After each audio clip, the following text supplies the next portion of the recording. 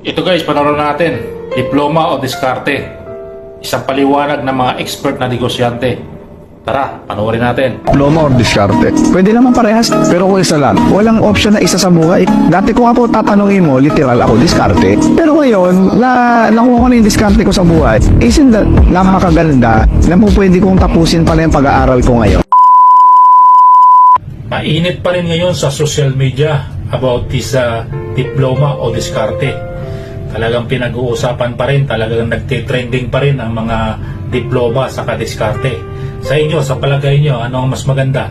Diploma o diskarte? Alam mo ba kung sino ang nag-promotor nito? Ito lang naman ang isang content creator na negosyante na mayaman daw na si Franklin Miano na mayroong 361 followers na sa Facebook. So ngayon ay talagang matindi ang usapan pa rin ngayon hanggang ngayon sa